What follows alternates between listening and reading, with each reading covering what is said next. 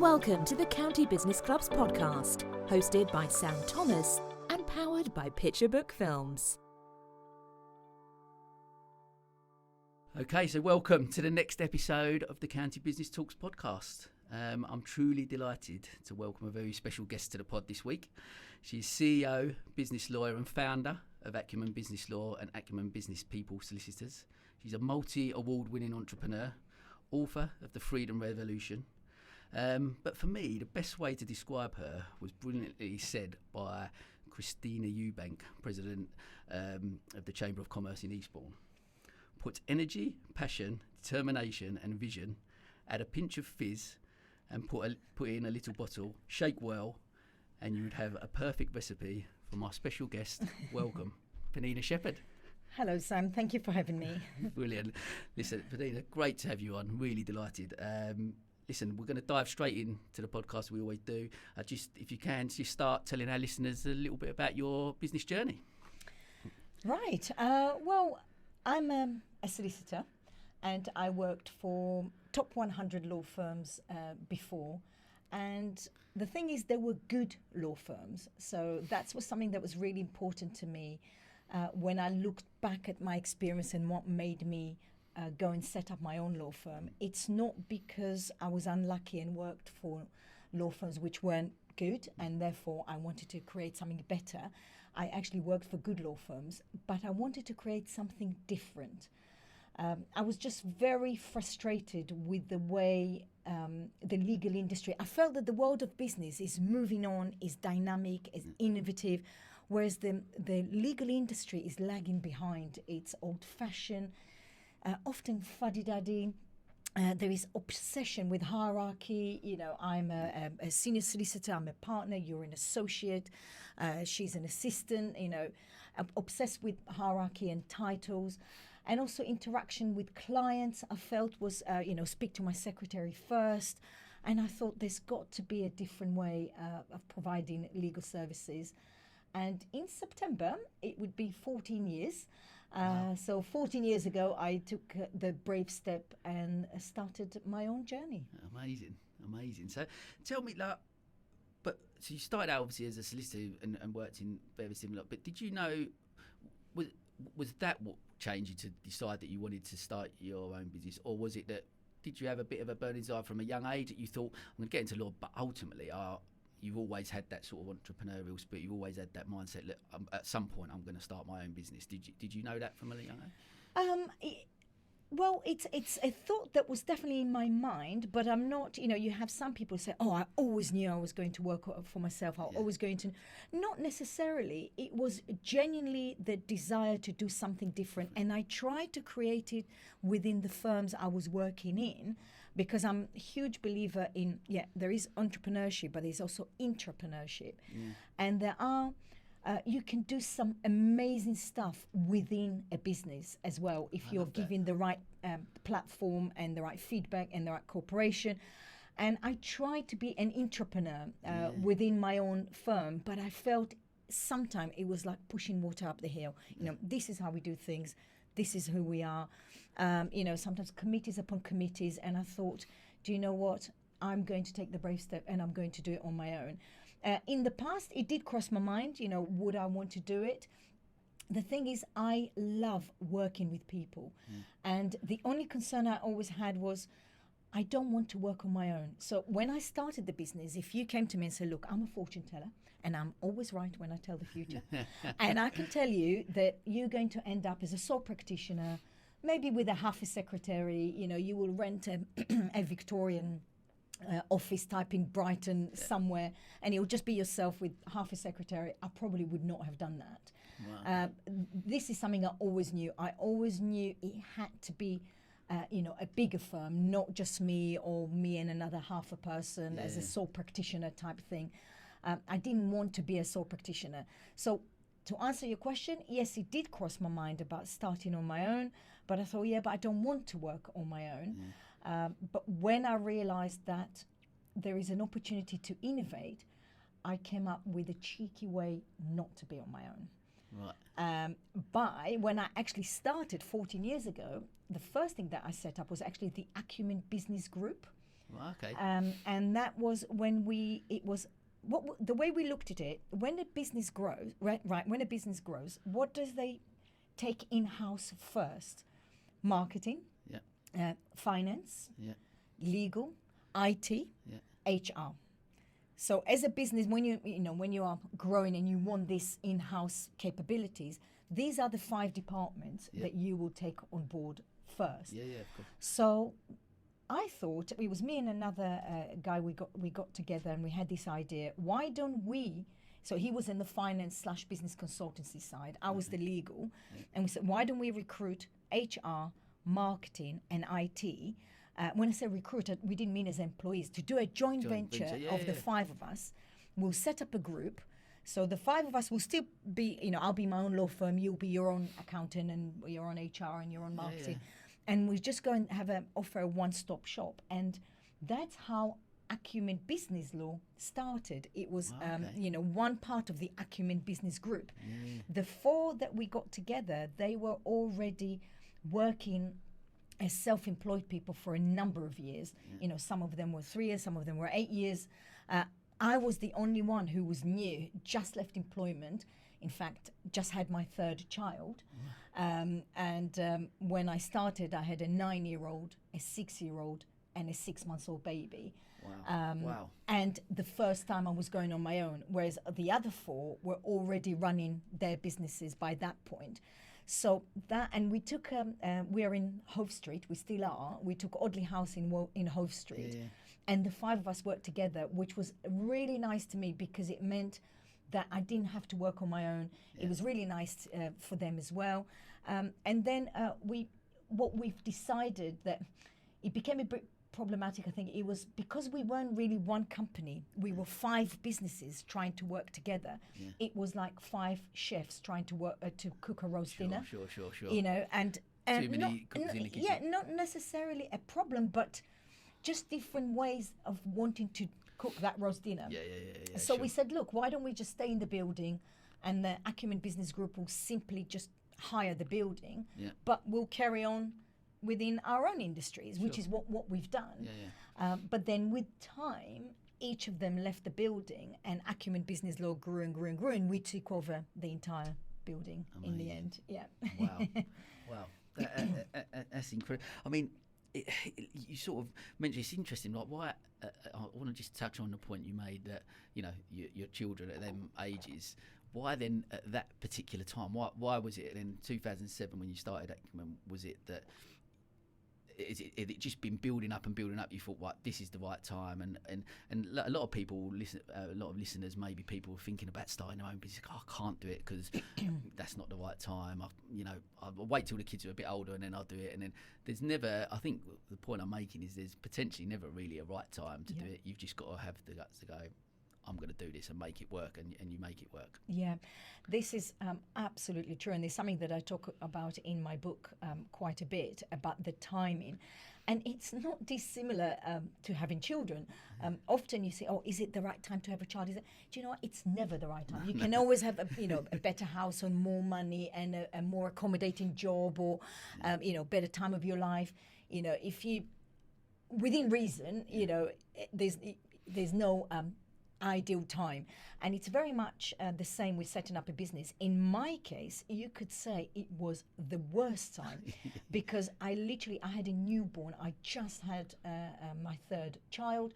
As I said, I had a 9-year-old, a 6-year-old, and a newborn, which is a really tough time. Anyone who set up a business knows and will tell you, and it's like having a child.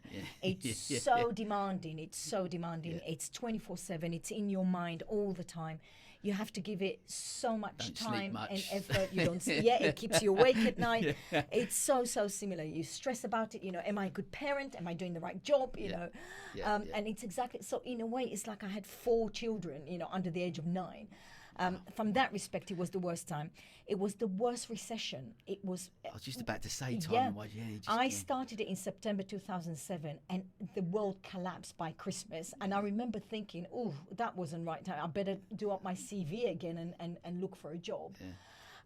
It was, I also had to earn money because being the main breadwinner, it wasn't because sometimes you hear a situation where I say, well, my partner is working. I was going to give that a go. If it worked, it worked. If it didn't, it didn't. No, I had to earn money. I had to make it work. Also, I was just diagnosed with terminal illness at the time, and I was told that I was unlikely to survive. At the same time as I started my business, clearly I survived, and the doctor was wrong because I'm here. Wow. But when you look at the combination of all these, and again, and especially with law firms, starting up a law firm, it's not, I started it after 6 months maternity leave. I didn't have one client.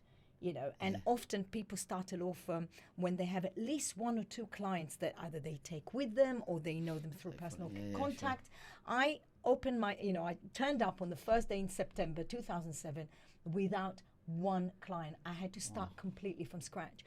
So if you look at all these reasons together, you go, this is definitely not the right time to start a business. Recession, you haven't got enough money, you just had a child, you've just been ill. This is not the right time. But I thought, you know what? That's when I set out to do it, and I'm going to do it. And when it came to the recession, I thought, well, I'm just not going to participate. It's the world hasn't ended. There is still work out there. I just need to make sure that some of it come my way, and do my best to get it. How do you with that? What an amazing. Again, we talk in the podcast. The main thing is tapping into people's mindsets. How do you that sense of resilience from that right from your starting blocks? Really, you're like you say. Some people start a business. They go, well, I've built up a bit of a clientele. They're going to come, so I've got this. Maybe haven't got kids, not suffered a terminal illness, and been in that position, and are in quite a strong position, and going and still that doesn't really work out. And as a starting point, starting blocks, whereas your starting blocks are really bad, but your mindset to be able to go. Like I love the comment of I'm not going to participate with the recession. I'm not going to participate in that. This is what I can do. I know, and is that just comes then from ultimately down to self-belief that you just ultimately believe that you would achieve it. Yes, it is. It's passion about the idea. I had the idea of setting up a law firm that is truly different, and I was sitting at home and I was writing the ideas, and I was so excited about making it happen. I really wanted. It wasn't like, oh, I don't like my job. Okay, I'll start on my own then.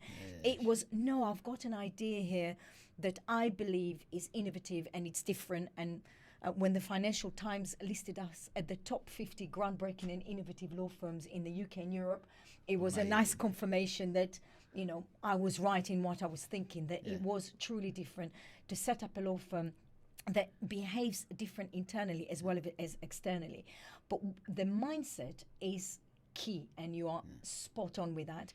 And fear paralyzes us. It really stops us from doing the things we want to do. But so often, everything we want is on the other side of fear.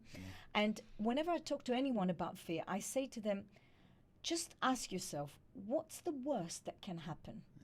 But truly, you're really fearful about doing this thing now. What's the worst that can happen? And if the worst is, that my children will be harmed, I will end up on the street, whatever, then maybe the price is too much. I don't want to put my children at risk or whatever. Of course. But sometimes and often it just means, I might have to sell my house and move to a smaller house. Okay, it might, or I might not be able to afford to go on holiday for a couple of years, or I might have to work harder. Or sometimes the sacrifice is not that life-shattering, and it's really worth trying it for that, because when you look at what's the worst that can happen, not always, but sometimes it's not that bad. And then I say, ask yourself a much better question: what's the best that can happen? Yeah, I love that. Yeah. And and when you when you go on that path of what's the best that can happen, it's actually really, really exciting, and it's worth giving it a go. It's really because I want to talk obviously a little bit about your book, obviously the Freedom Revolution, and you've obviously alluded a little bit to that. The question I'm about to say about fear that paralyses. Is it? You think it's potentially a lot of it? One thing we really delve into is about the fear of failure. Basically, some people. Do you think that's what stops a lot of people? Is the thought of I've got this idea. I do want to try that, but what if that doesn't work? And then I found, and if I fail, but I think for me, failure, and I've probably failed more than I've succeeded, whatever. But I think how you look at it and just it's the learning experience from that failure, and that's what makes you the person you are today. You try not to make those mistakes. You learn from that, and you go. I think that's something that I'm keen to really, I guess, just talk to me a bit more about the freedom element and that sort of mindset of, because you mentioned in there about just giving it a go, and I think that is something that I want to try, I guess, to inspire listeners to look at. People are thinking about that. Just actually give it a go.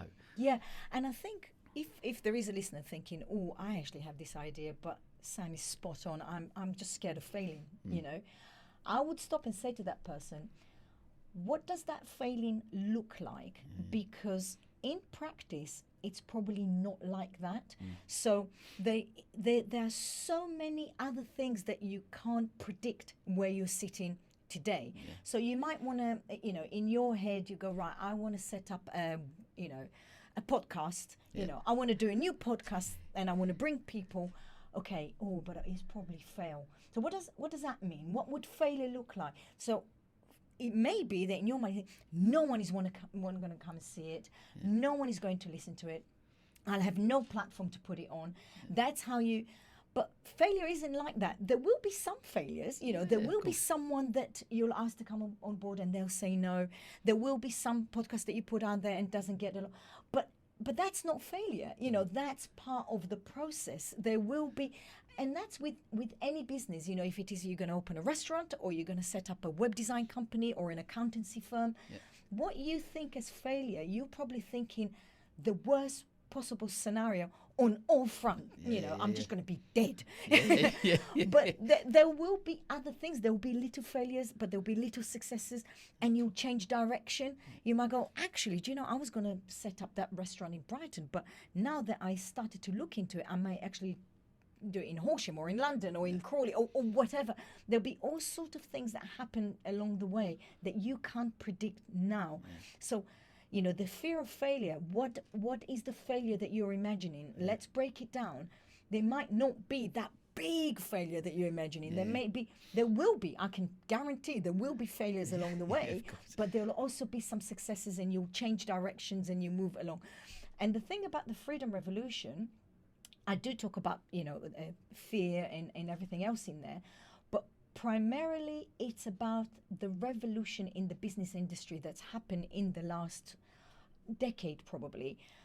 Before, if you look at it in the 70s and in the 80s and in the 90s, business was driven by money primarily. It was all about whether you are climbing the corporate ladder in a job or whether you're starting a business on your own, how much money can I make? This is my progression, my career progression. How much money can I make? Whereas the revolution that is happening in the business world, actually, it's not that people in business care about making money. And that's because they have to make money. If you don't make money in business, if Acumen will stop making money, Acumen will not exist.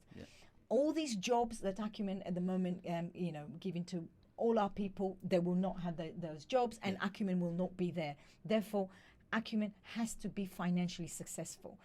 But that wasn't the drive.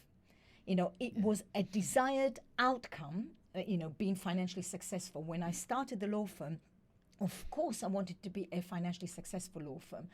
But for me, and it's hand on heart, when I sat there days and days and thinking about it and planning it, I never thought, and I will make all that money and I will buy a yacht. I don't think I'll buy a yacht, and I will and I'll be able to fly every month or whatever. yes, I wanted to make money to provide for my family, and that goes without saying. And I wanted to grow, so it had to make money so I can take on employees and be able to pay them. And I want to be able to pay people market rate, so it has to make money. And I wanted it, and I still want it to make money. Yeah. But that wasn't the drive, and that's what the revolution is about. The revolution is about purpose being the drive for business people. You know, you set up this podcast idea not because, and I'm guessing I'm putting words in your mouth, that you thought, oh, that will make me a millionaire. You were enthusiastic, like you were saying earlier. You were running, you listen to other people's podcasts, and you think, this is so nice. I would like to give that a go. Yeah, ideally, it will be financially successful, and for sure, that's a desired outcome. But that wasn't the drive. It's something within you that wanted to create that platform. You're fulfilling a certain purpose within you, and that's what the Freedom Revolution is about. For me, I absolutely fascinating, because that I again read books, listen to podcasts, stuff. But for me, that is ultimately it. Like, we could have, if we had a conversation probably 12 years ago. I started my business journey 12 years ago with the hair salon. I was quite money motivated. I read loads of books and changed my life in the way of back in my mid-20s. I guess I always had a burning desire to do that, but back in my early 20s I was like, I'm gonna run my own business one day. And I start, I'm on this journey, and I'm gonna be a millionaire, and I'm gonna have a big house and a Ferrari and all, and those were my motivators. In a sense, I think kids was a big leveler for me, but even prior to that, you start to learn a lot about maturity and other stuff that comes into it. But it then becomes, successful business is not. It's more about, one thing I learned recently. It's more about is there a problem out there, and how can I solve it? That's a purpose why you're starting that business, why you're doing something in that sense. Not because you're saying, right, I'm gonna set up this business. Not interested in that, but no, that's going to make me lots of money. That can't be. I'm confident that many of them businesses that start that way will fail. And purpose goes even deeper than that. For example, coming up with an innovative way of providing legal services, that was certainly a purpose, but real purpose goes much deeper, and it's different for every person. It could be, I want to show my mum that I can. I never thought that I'd be able to do that, and I want to show that I am able to do that. Or I want to make the world a better place. Or I'm doing this for my friend. Or, purpose could be much deeper.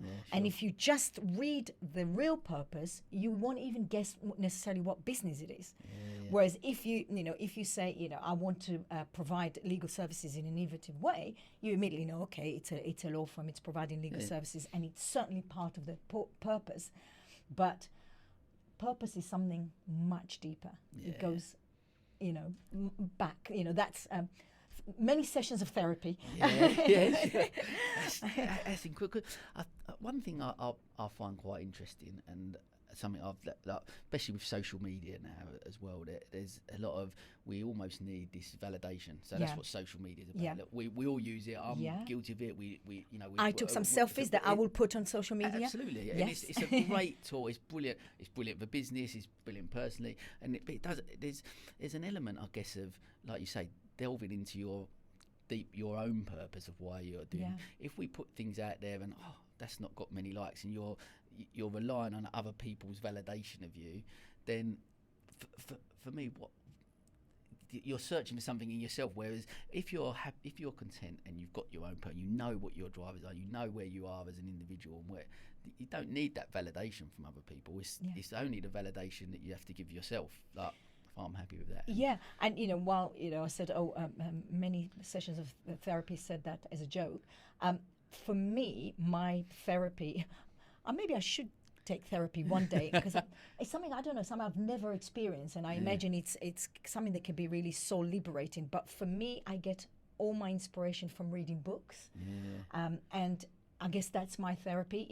I read a lot of books, and I get my inspiration, and what you say about social media, there is a new book that was written by Hannah Ben Shabbat called Gen Z, about the new generation, Generation Z, and how they how they're going to be as employees and how they perceive the world and how they are consumers in a different way to the way we were. And the world of social media, if you are young and vulnerable, must be terrifying. And I always think, imagine yourself if you're 14 or 15 or 16 and you're looking on, I was going to say Facebook. No, you won't be looking at Facebook. You'll be looking at Instagram or a Snapchat, and you'll see all your friends are at a party, but you're not. Yeah. If we didn't get to a party, we didn't know. We didn't get invited. We never knew. We were at home with our families, having a good time, having a good weekend, not realizing there is a big party out there that we are not invited to because there's no social media. Yeah. But imagine, you are 13, 14, 15 kid, you pick up your phone and you see, so many other people from your class or whatever in a party and you didn't get invited.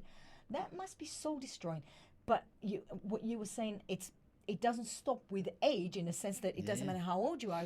People who are, the more vulnerable they are, the less confident they are, the more they'll be affected by, why am I not getting enough likes? And absolutely, that's a whole world. It's a minefield, isn't it? You look at that next generation. My kids are only 6, they're growing up, and you sort of look at the world that they're going to come into, and it's one thing I think is so important to build within business is so key is resilience. Is such a big, and I try and with our kids even from a young age and still now, just always trying to build resilience within them. And I think that's such a tool that they're going to need growing up, and we all do as people, as business owners especially. But I think for the younger generation, definitely it's something that they're a tool that they're going to need, And that's why part of the innovation, if you like, of starting the business. So, for example, we run the Acumen Business Convention, and I tell you what reminded me when you said resilience in business, and the idea was this is not a legal event, a law event. The events start at 11:30 with a lunch at the Grand Hotel. We normally have about 300 people, and it ends at 7:00 in the evening. And in those 7 hours, I think there is 15 minutes of law.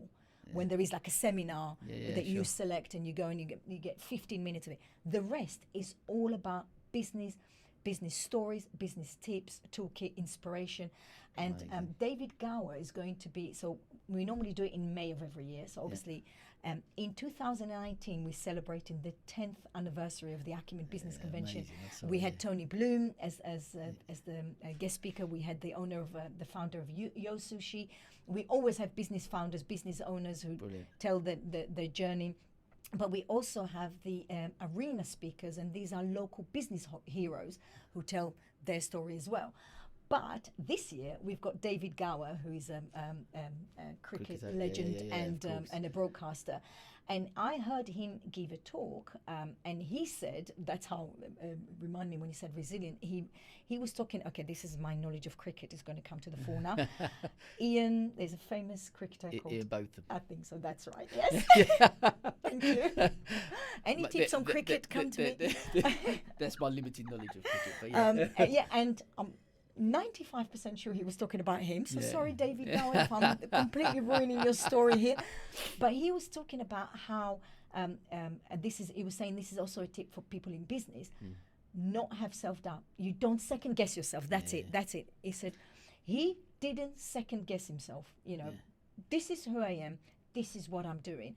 And I think this approach in business is fundamental. Of course, we all doubt ourselves, and I'm sure even Ian Botham had moments where he goes, "Did I throw that ball? Is that what you're doing cricket in the right way or whatever?" And yes, and I do, and I'm sure most people do. But the more you have it, the more you are just going to have a very tough journey. And it's, as I was saying, it's a bit like being a parent. It comes built in with guilty feelings. When I used to pick up my kids from school and all these mums come with these home-baked muffins, and I don't home-bake muffins, and I thought, I'm a terrible parent, but then, my daughter, who's at university, literally 2 days ago, texted us and said, I just want to say that I think you're both super parents, and when I'm a parent, I want to be like you. And you think, amazing. We did do something right. Amazing. So it's very similar in the business world, in the sense that yes, you can always think, surely I could do better than that. And look at that other business who's in my sector. Are they doing better? Shouldn't I be doing what they're doing? Stop self-guessing yourself. If you give it your all and you're really passionate and you really care and you're interested, you will do your best, and you need to limit the amount of, self-doubt and self-guessing. And the number of likes are not an indication of how well you're doing. And get, I guess, all of that back to what you alluded to earlier about purpose. As long as you know what your purpose is, why you're there, why you're doing it, what that's about. Of course, self-doubt comes in. You do. We're human, so we're going to second guess from time to time. But ultimately, you go, but this is why I'm here. That is, and I think you're so spot on with the fact that if you drill down to why have I started this? What is my purpose here? Why am I doing it? That will always override all the other bits and pieces, and you can go. Do you know that the biggest validation for me, much more than number of likes or whatever, was in this horrendous COVID year, the C word. When it started, when it kicked off, I remember the date because we are a democratically run law firm, so we have weekly meetings with lunch when we run the business, and it could be a boring item such as, shall we hire a printer or buy a printer to shall we open another branch in Kent? We discuss it all. So the last meeting was on Tuesday, 17th of March. And in that meeting, we said we're going to finish the day in the office, but from tomorrow, everyone works from home. That was a Wednesday. And it was on Friday when Boris announced the lockdown. So, we were like 3 days before that. Yeah. And so that was 17th of March. And then lockdown was announced. And I was in tears. And I will admit. And funny, it came out in the most unpredictable time. And my marketing manager asked me to come up with some wording for something, and I said, we've already got it on our website. And I was at home on my own, looked up our own website just to get the wording out, and I just burst out crying. But I don't know, maybe because I saw the website and thought, that's a cool business, and it's gonna die. I seriously thought there is no way we're going to survive this, because I thought, again, you have to wear the hat of March 2020, not now. When if someone goes, there's a lockdown next month, we go, whatever. Can you pass the water? No problem. And that you have to wear the mindset so of it. It was like, what? Course. We're not allowed to leave the house. All the businesses will be shut. Restaurants, cafes. So I was in that world, and I thought, we have something you've built up over 40 exactly years. That 14 years. I put blood and everything, sweat into this business, and if you're a solicitor and you go bankrupt, that's not good news. Sure. And I'm thinking, will I even be able to stay, actually to stay afloat? So I'm not ever, declared bankrupt, so I can be a director and I can be and work as a solicitor. Yeah. And I thought, oh my goodness, will I start all over again? And I just burst out crying. And I thought, this is it. Who's going to come to lawyers now? Yeah. And I'm not talking about if you were sued and you were in the middle of a court case, that's different. But Acumen Business Law is, deals with joint ventures, buying and selling businesses. Sure. It's all about protecting your intellectual property, making sure you've got solid contracts in place. The world is closed down. You're not going to come to lawyers and talk about these things now, taking on employment contracts, growing in your premises and need new leases. None of it is going to happen. Yeah. So I thought, this is it. I just hope, I can stay afloat. And I genuinely thought, and I was crying and I was so sad. And do you know what? Our financial year starts on the 1st of April. And so March just ended. This turned out to be our second best year in our 14 years. Wow. And that was a moment of validation for me. Yeah, and for me, I thought, that is thanks to the Acumen tribe. Yeah. And when I say Acumen tribe, I mean our own people who were all working from home, but still giving it their all, as well as externally. All our people, all our business community, they kept coming back to us. They kept using us. They came back to us. They haven't forgotten us. And we tried as well to we gave out so many free legal services when it all kicked off, because we knew all other businesses are crying at home, in the same way.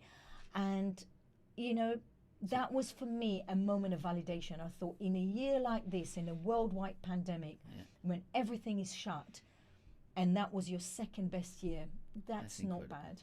I'm pleased about that. That is incredible. And that's, again, I guess that's a credit to a couple of things. One, the culture.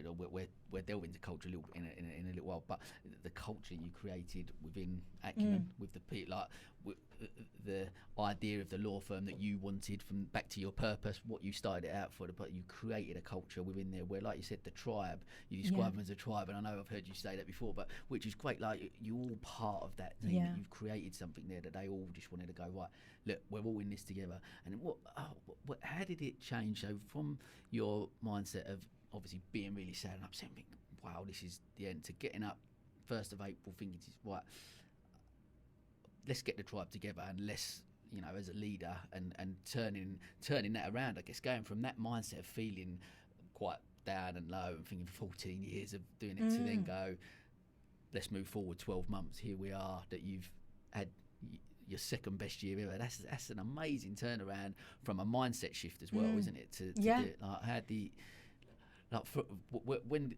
Where did you, I suppose, get at the point, just go, I've got to roll my sleeves up, I've just got to do this. This is what I'm here for. I just thought, you know what, that is too precious, and I started to implement some, I call them survival steps first, like cutting down on cost, look at, right, how can we save as much money as possible, and use some of the furlough scheme, not for everyone, because some people were, and again, I always said the furlough scheme was brilliant for, say, a restaurant, because you're either shut or you're open. Sure, but if I work for your business and I'm on furlough, and I can't, if I answer 3 emails, that means I'm working. Was, do you see what I mean? That was absolutely. So trying to find all the ways around it. But when it comes to culture, and I think that was, again, you're absolutely right, that was fundamental in kind of surviving and thriving through this, is the understanding. That's where the democratically run comes from.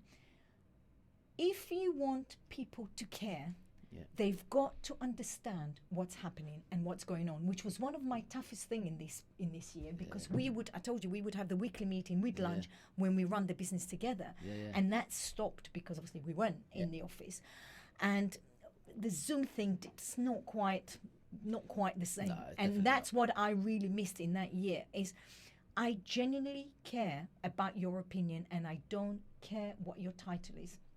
I don't care if you're a law student working here. Depends on what. If I need to extend the lease, then I only want to hear the opinion of the commercial property specialist. And if you are a family law specialist, I don't want to hear your opinion about extending the lease, because you're not going to be able to help me. When it comes to areas of expertise, it goes without saying that, I need the FD input when it comes to finance, because he's the FD. But if we're talking about, as I was saying, anything about, should we get a coffee machine? Why, if you're a senior solicitor, your opinion is more relevant than if you are a junior marketing person? Why? What do you know more about coffee machines than he or she does? So I love that. It's just, if you want people to care, tell them what's going on and ask them. It's not just to tell you. We don't have what we, other places called management announcement. We don't have, as of Monday, we're going to do this. The way we'll work in the weekly meeting, we will go, what do you think about da-da-da-da-da-da? And then we discuss it, and then we go, okay, so shall we start it for Monday? But it's not a management announcement. It was discussed. And in a way, Acumen People Solicitors was born exactly this way. So Acumen, I'm a business lawyer, so I started Acumen Business Law, just specializing in business law. And for 10 years, every time we would get someone calling me saying, oh, I'm getting divorced, can you help me? I'm sorry, we just do business law. You have to go to another law firm. I move in house. Can you do my conveyancing for me? No, we do commercial property, but we don't do residential property. You have to go to another law firm. I need a will or probate. We kept, and it was in that weekly meeting when one of the solicitors said, for 10 years, we keep sending legal work away. Now, obviously, we in this room can't do that because it's not our speciality, but why don't we do it? And then we started every week planning it together. Should we change the name? Should we call ourselves Acumen Law? But then we thought, but then we're just like any other law firm. Acumen Business Law is so well known for being business law specialist. Yeah. Do we want to ruin the branding? And so we said, okay, so let's do a different arm. Shall we call it Acumen, or shall we call it? Will it have a zebra? We're a bit obsessed with our zebras. You know, will Acumen people have a zebra? And then, you know, all that was discussed. So it wasn't management discussing it and then announcing to staff. We don't have that language like my staff or whatever. We don't talk that way. You know, an announcement to staff saying, as of that month or whatever, we're going to start another law firm. It was all discussed and built together with them. You know, the name, the logo, the colors, everything. And then in the end, we decided to have we've got two different websites, Acumen Business Law, Acumen People. One is black and white and orange, and this one black and white, and I'm not allowed to say pink or red, it's watermelon red. Both got zebras. We decided to keep the zebras. And funny enough, initially we weren't going to call it Acumen because why the zebras? I'll just categorize. The zebras because, okay, if you go to the wild, all the animals are either brown or grey, primarily. I mean, the giraffe is competing there. Primarily, all the four-legged animals are so brown, grey, boring. Suddenly, this white horse painted in black stripes, or is it a black horse painted in white stripes? Is a head turner. You know, it stands out. It's different. And then obviously it came about with law firm. People think that the law is black and white, where it's actually 50 shades of grey. You know, and we thought, okay, because people say, oh well, the law is black and white, isn't it? And we thought, oh, that works out really well. And we thought with zebras, you can do so many fun things. So in our Acumen Business Convention, we always have live entertainment, and we have like zebra dancers and zebra singers, and we actually have not a live zebra, a live size zebra in the office, in the lobby when you come in. So you know we're obsessed with that. So that's about that is that all comes out from culture. You know, having the culture of everybody's opinion. We want to hear your opinion. I don't care what your title is, you know, what you do in the office. We want to hear and we want your engagement. And that's a brilliant way. Like again, culture is one of the main things that I love talking about on this podcast. And it's something, I guess, from running a hair salon that I've struggled with a little bit, not being a hairdresser and trying to, and something I learned from, I suppose, from that experience, but coming out and it's something I really find fascinating about how businesses create their culture within the company. And I love that ethos of brand, that everyone opinion matter. And like you said, that I guess then, because you take the hierarchy out of it, because you own Acumen Business Law, you've started it, you're the founder, but to sit around a table as the owner and be able to know that you're approachable and everyone opinion around that table, from a junior marketeer, like you said, right up to a senior partner, that everyone's opinion matters. Then when it comes to stuff like where you have got to roll your sleeves up and get stuck in, that people feel like they're part of something, as opposed to, oh well, like I'm not ever included in that, and I don't care about it, and you're working from home, because then that surely with the working from home, that trust element's got to be there. Whereas I'm sure by having your tribe around you, that everyone is on the same page, you trust them, because they want the best for the business as much as you do, because you've shared all those values with them. And I think sharing and being a bit more honest as owners of business is such an important key to include people, because how can you expect them to buy into that, your purpose and what your vision for a company, if you don't share it with them? And in the legal industry in particular, you know, it's such an industry that doesn't welcome innovation, you know, and that's why when we came 14 years ago and said, right, we scrapped the hourly rate, we're going to do fixed fees, that was earth-shattering. And that came when I worked with all the other law firms. You know, I was charging hourly rate before, and people confuse estimate with fixed fees. Because some people say, no, but other law firms said, is it a fixed fee or is it an estimate? You know, say, I charge £270 an hour. That would normally take 4 hours, but I'm not committed to 4 hours. Whereas we wanted to commit, you know, this is the fee. It's £1,000, and if it took 10 hours, we lost. You know, it's £1,000. and or 500 or 6,000, whatever it is, because in previous law firms, you know, the instructions in every office was don't call the lawyers unless you have to. Because, you know, every time you call the lawyer, the clock is ticking. And, sure. You know, and I can talk a lot, you know. And sometimes you go, oh, isn't it chilly today? Yeah, it's very chilly. Now, moving on, you know, people don't want to chit-chat to you because the clock is ticking. And I thought, when I started Acumen, I thought, well, how can I form relationship with clients if they're scared to pick up the phone and talk to me? I want to create a situation where that fear is not there.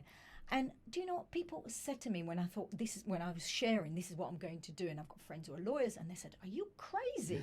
Clients will abuse it. They'll be on the phone to you all the time.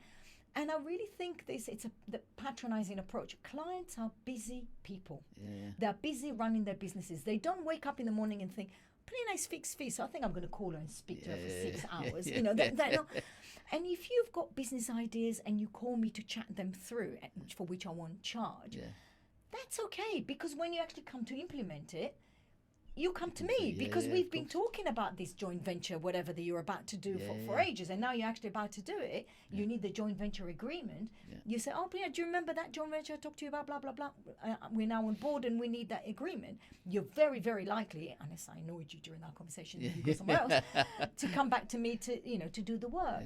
So, you know, that was the idea, is to do fixed fees at the outset for all non-contentious matters. Because if you want to sue somebody, it's very difficult to sit with you in meeting one and go, that will be £800. I don't know. You know, you don't know how. You might send a letter and the other side will go, sorry about it, here's the money. Or we may be in court 3 years later. So it's impossible in meeting one to give a fixed fee. But we try and break it down in contentious matters. But for all non-contentious matters, when no one is fighting anyone, when you just need a shareholders agreement, terms and condition, a trademark, a lease, an employment contract, a share scheme, you buy or sell a business, you know, no one is fighting anyone. We provide a fixed fee at the outset. You know, that's the idea. And the idea was to be like a business person. You know, our Acumen business law clients are business people, just like us. So, you know, speaking the same way with Acumen people, of course, it's a completely different. We now have a really thriving, successful conveyancing department that just had the toughest year of their life because of the stamp duty holiday. Of course, my goodness, sure. They worked so hard, and this is our strongest department in Acumen people. And we also do family law, wills, and probate, and of course, I'm saying that's completely different in the sense that it's not a business, but it's people. You know, it's still people. So the business people buy houses, they need wills, they need probate, they sometimes get divorced, and they need those services. So it was lovely to be able to use the reputation with it. And initially, we made a decision in those weekly meetings not to call Acumen people Acumen, because we wanted to differentiate it so much from Acumen business law. And then we met, I'll give him credit, Andy Stenning in the pub, as you do. Sure, of course. And we shared with him the idea, and he said to us, are you crazy? You've got such an amazing brand. You've got such fantastic reputation. You have to call it Acumen. If you called it, we were in the Connaught, he said, if you call it Connaught Solicitors, I wouldn't know it's you and I probably won't use you. But if you call it Acumen, I'll immediately realize it's you, and all your reputation and goodwill goes with it. And we went back to the team and said, we just met him, and we kind of sold it, basically repeated what he said, and you know, and everyone said, actually that's a really good point, and we called it Acumen people. But that's through culture. It wasn't like, again, management announcement that this is what we're going to do and this is what's going to happen.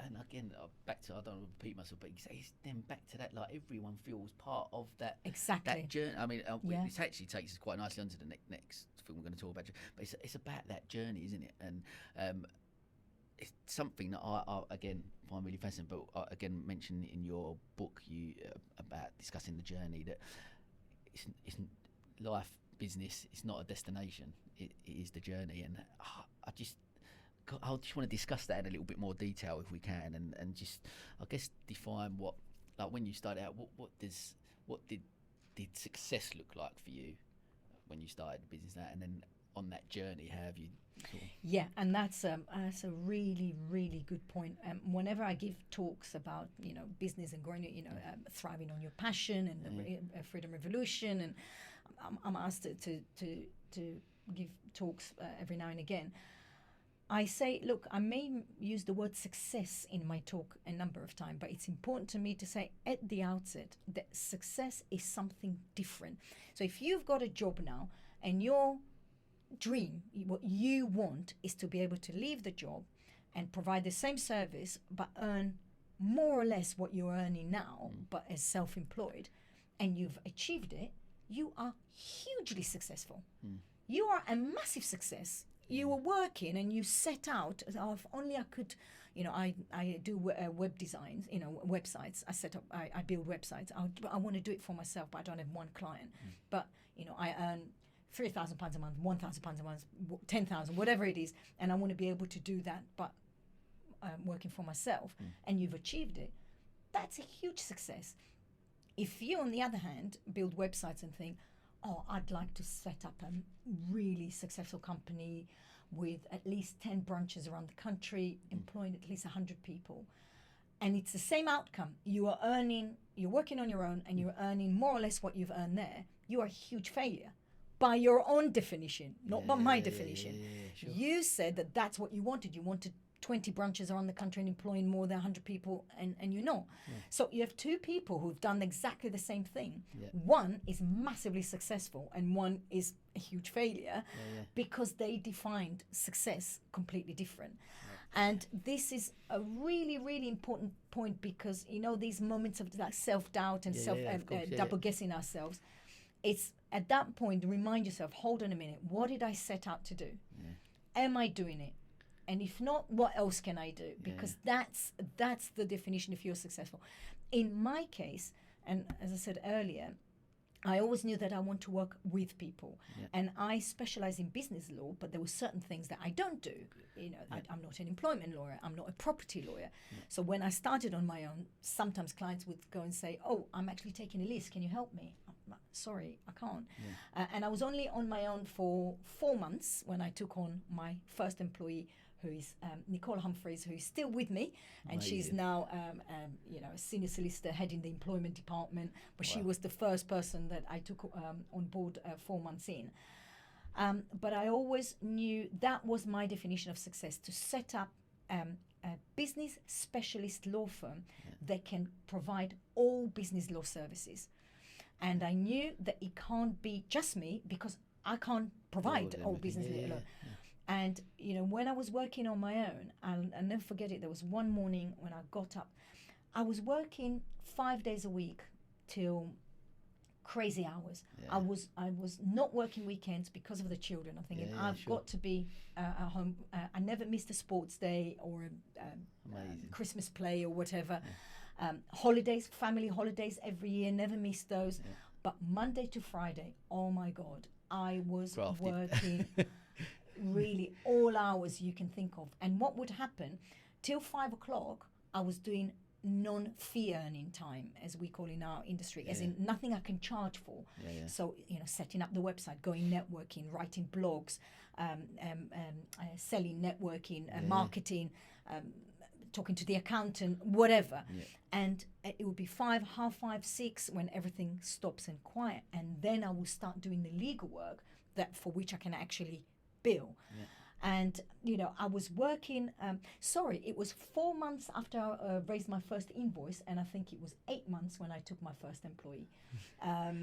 And I was working so hard. And it was one morning when I went downstairs and talking, and this is another element to do with fear. And I just started crying, and I thought, I can't do this anymore. I was exhausted. I was so tired. And it was at that point when I thought, hold on a minute. What did you set out to do? Do you want to be a sole practitioner? If the answer is yes, fine, but lower what you're doing. You're doing too much marketing, too much networking. You're getting in too much work for a sole practitioner. You've got to, if that's your dream, you need to act differently. Your dream was to grow a law firm and bring in other people on board. So stop being scared about it and go and take someone. I was terrified taking someone because I was really, really busy that week, okay? Yeah. What if I take them and then I'm not busy and I'm committed to pay them a salary when I'm not? And when you run your own business, you can't guarantee that in 2 weeks' time I'll have of clients course. coming in, Yeah. and I'm not a shop. It's not people walking in. I need to bring the work in. Yeah.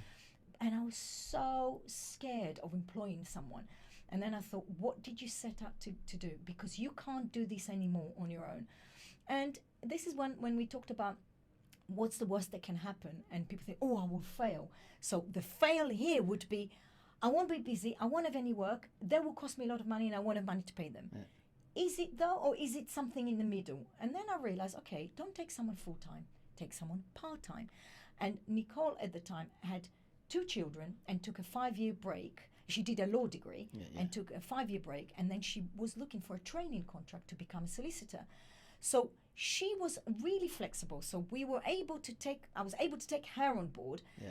And I said to her, look, I know you want a training contract, and to be able to do training, you need to train in other disciplines. And at the moment, it's just my discipline. My promise to you is that I want to grow this, and then you'll be able to train in other disciplines. I can't promise you that I'll be successful. I'm just promising you that it's what I want, and I'll give it my all. So why don't you come on board for 6 months first as a legal assistant? It's just us two. We need to like each other. We need to be able to work together, work part-time, and hopefully by then we'll know whether it works or not. And of course the rest is history. We grew, and she was able to do a training contract and qualify, and now she's a solicitor and she's heading the employment law department. But that's what I'm saying, it was that fear, and where you have to stop and say, okay, what have I set up to do? I set up to grow a law firm and not to be a sole practitioner, where you can't do this on your own anymore. Go out there, and the universe conspires to make it happen. The next day I went to a networking event. We sat at a table, and someone I heard, Lorraine Bell, Lorraine was saying, oh, I've got a friend who is looking to go back into law. And she was talking to somebody else. She was talking to another trainee who was working for another law firm. Yeah. And out my ears. And then I went and said to her, you know that friend that you mentioned, blah, blah, blah. And it was that Nicole, who literally lives 30 seconds walk from the office. Brilliant. She literally lived behind the office, and she came on board. So things happen for a reason. Things happen for a reason, exactly. That's an amazing, and like you said, I'm sure there's so many people. I've been there. I'm sure there's so many listeners that run their own business that have been there. Like you say, you go through these different parts, and I'm sure there's been, like at that point, I'm sure there's been other points over the course of your journey where you sort of you look fearful. at it and go fearful, and you go. But it's like you said. I guess if you. It's been great because the whole podcast has very much gone back to this whole thing. As long as you know what your purpose is, and you go back and you, like you said, back each time and go, that is what I want to achieve. If that's what I want to achieve, this is the route I've got to go to get there. And it's not a failure; it's a setback. Yeah. I know if people are listening to us, they can't see what I'm pointing. But if you imagine a graph where you're, say, at the bottom of the graph, and you want a straight line to get to where you want to get. And you're doing what you're doing, and you're going in a straight line. You go, yeah, I'm achieving my purpose. But then things happen, and you suddenly drop, and you not realize. And then you go, oh no, I failed. Yeah. And some people will give up here. Yeah. But it's not a failure. It's a setup. It's a setback. That the graph can go up again. Yeah. You can go up and go back on your line to achieve whatever it is that you set up to be your purpose. Amazing. I love that. Right, we're coming just sort of towards the end now. I just want to tell me what does the future hold for Penina and the Acumen and the Acumen family. Yeah, well, you are the fortune teller in this. That's a very, very good question. For me, what I realized is that I love doing what I'm doing, and I want to carry on doing it until I can. It might not necessarily be in the same capacity. There may be time when we can bring other people to run this show on a daily basis or whatever. Yeah. But I love working. I love working with people. I love going on the journey with people. I enjoy that. I really, really enjoy that.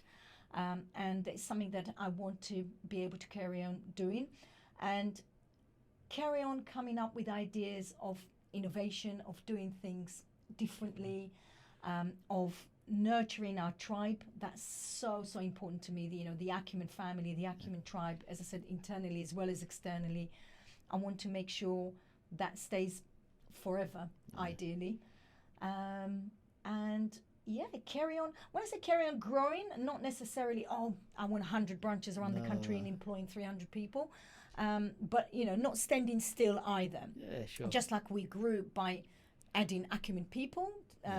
Now, we can focus on growing Acumen people more, but also grow Acumen business law.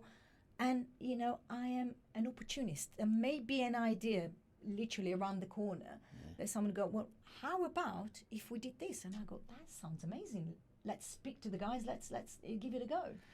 I loved it because I guess, and this is one thing certainly from a mindset point. If you're an optimist, as we both clearly are, being an optimist and having that positive sort of mindset, and that you're open to opportunities, aren't you? That's my strong belief. I believe that if you've got that mindset that you're open to opportunities, stuff out there that people go, oh, how do you always get involved in that? Or why do you always do that? Or you always seem to get in. Well, it's only because you're open to the opportunity. Exactly. And I think that's such an important. I love that you still, even now, go, look, there's an opportunity around the corner. No one knows necessarily what it is, but because of how you are and because of how your mindset is, that you're always going to be open to them. Yes, sometimes something will stare you at the face if you're not opening yourself. I don't want to be too hippie in Brighton on a Thursday afternoon, but if you don't, open yourself to the universe and to the world, things can stare you in the face and you won't see it. You won't see them. Yeah. Whereas if you say, well, I'm open and I'm willing to hear, then all sorts of things will come up that otherwise you might not have even noticed. Amazing. I love that. Right, we get it. So we always finish off just with a couple of quick fire questions. Okay. So first one is, what advice would you give to a young entrepreneur or someone wanting to start their own business? Find out what your purpose is, why you're doing what you're doing. Make sure it's not money. And have a story to tell. Love that. Cool. Okay, and final one. Can you give me 3 traits that you think a person needs to be a good business person or entrepreneur? What are your 3 traits. Commitment. You have to be committed to what it is that you're doing. Full of purpose, again, sorry to mention that again, because you have to be driven by purpose, and be able to give without thinking, what's in it for me? What will I get back? Because karma works in mysterious ways. It will find its way back to you. I promise. What an amazing way to finish off. Penina, as I knew it would be, what an absolutely amazing episode. I'm so grateful for you to coming on and being so open, honest with me, and some amazing takeaways there for so many of the listeners, I'm sure. And it was, as always, a pleasure to catch up with you. You ooze passion and energy, and it's just great to be around you. And I've been lucky enough to know you for a lot, over the last few years, and continue to work with you hopefully over the future. So listen, thanks for coming in. Thank you for inviting me. Really enjoyed it. It was Thank amazing. you. Thank you.